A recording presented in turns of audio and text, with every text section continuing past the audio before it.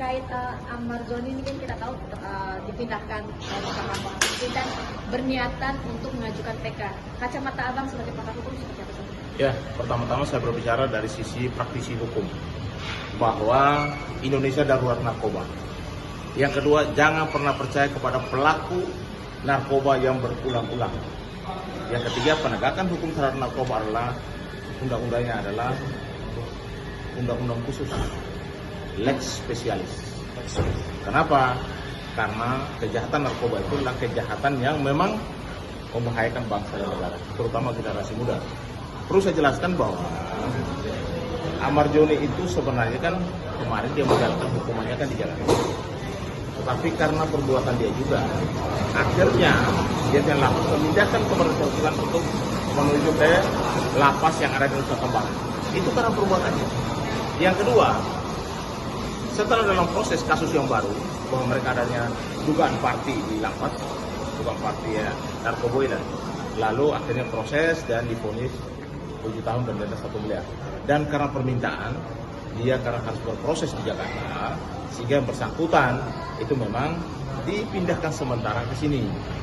Lalu setelah dia divonis, memang dia harus kembali ke rumah tahanan yang ada di Nusa Kambangan karena memang tahanannya di sana. Ya, yang berikut lagi dia harus menjalankan dulu tahanan yang sebelumnya. Setelah selesai dia akan masuk lagi ke tahanan yang 7 tahun. Dari kemarin saya bilang sama kalian bahwa tidak mungkin mereka akan adanya banding atau kasasi. Karena banding masuk, udah pasti hukumannya diperberat. Kenapa mereka pilih PK? Itu pun belum juga sampai saat ini kan? Karena harus menemukan novum baru. Nah, novumnya apa ini? Apa yang menjadi novum baru mereka? Sedangkan jaksa menuntut dia sesuai dengan alat bukti fakta yang terjadi di lapangan. Berarti Bang, nggak mengajukan banding itu langkah yang tepat yang menurut Abang ya? Dari seorang Ammar Bang, yang mengajukan banding. Kalau menurut saya banding itu hak daripada si terpidana atau terdakwa, karena kan belum ingkrah. Tapi kan sekarang kan sudah ingkrah lewat 14 hari. Artinya kemarin kalau dia banding pun sebenarnya hukumannya bukan berkurang kalau menurut saya, malah hukumannya bertambah. Jadi mungkin pertimbangan itulah akhirnya tim kuasa hukumnya atau Ammar sendiri minta supaya tidak dibanding tapi mereka langsung ke PK. Tapi dalam proses PK itu kan harus ada novum baru, ada bukti baru bisa lakukan PK. Karena kalau di PK sekalipun itu kan prosesnya kan tidak gampang mudah, tidak mudah juga. Jadi saran saya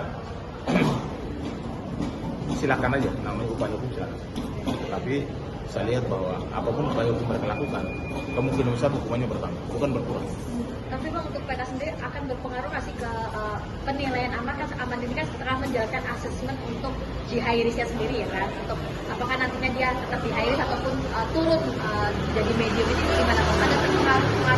Kalau saya nggak ngaruh, karena terus terang aja untuk perkara kasus narkoba itu kejahatan yang luar biasa. Dan kalian harus pahami bahwa saat ini Indonesia darurat narkoba. Pemakai aktif hari ini hampir 4.500.000 orang. Bagaimana pemakai tidak aktif? Kalian kalikan aja. Artinya memang sangat berbahaya.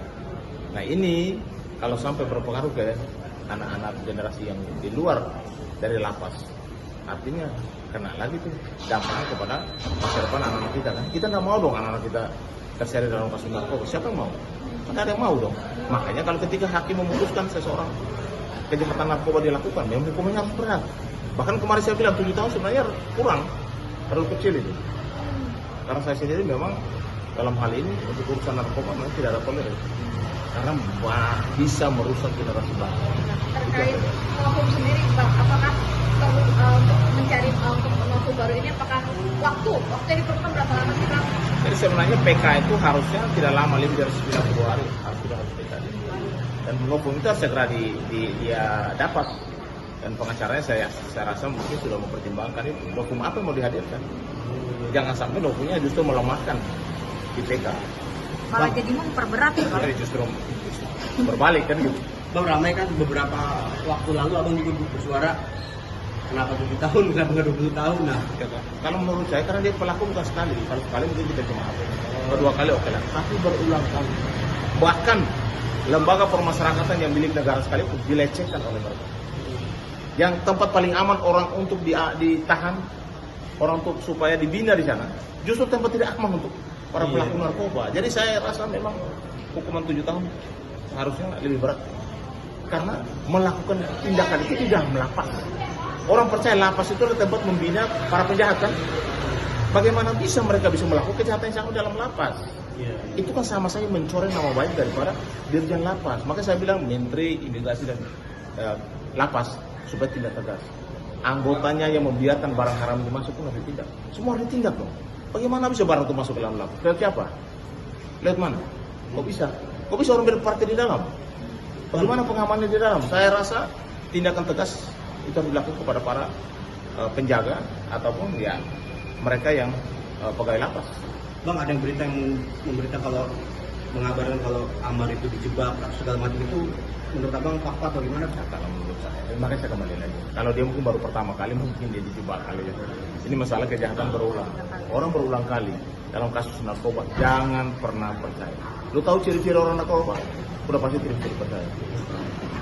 Abang, ketika ini kan PK juga masih banyak dipertimbangkan ya Bang, sampai sekarang juga kan belum diajukan. Sebaiknya mengajukan atau enggak nih Bang untuk PK-nya Ya, kalau saran sendiri? saya, sebaiknya tidak usah diajukan. Karena semakin diajukan bisa jadi blunder. Apalagi kalau dokumen yang baru justru melemahkan alat bukti yang akan mereka hadirkan. Lebih baik terima dan jalankan. Lalu bagus gitu.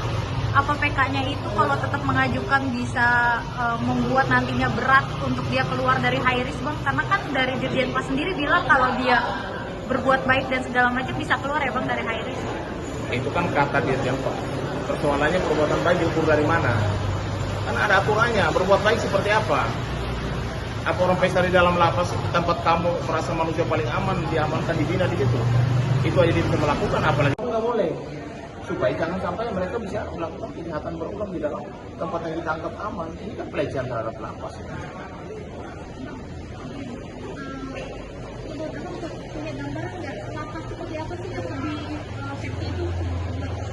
Jadi lapas yang super maksimum itu artinya tahanannya memang harus clear dari segala sesuatu. Kunjungan juga harus diatur. Dan segala sesuatu yang masuk ke dalam tahanan itu, ke lapas itu harus diperiksa bukan hanya secara manual, tapi pakai X-ray. Jadi segala sesuatu yang dia bawa termasuk pisau, alat senjata, bahkan misalnya narkoba atau sabu bisa ketahuan di X-ray tersebut dan itu bisa langsung diamankan sebelum barang ini masuk ke dalam lapas dan akhirnya terjadi hal yang kalian bisa saksikan sendiri. Orang masuk lapas itu dibina, bukan melakukan lagi kejahatan yang sama kan? Ini kan pelecehan terhadap lapas sendiri. Oke.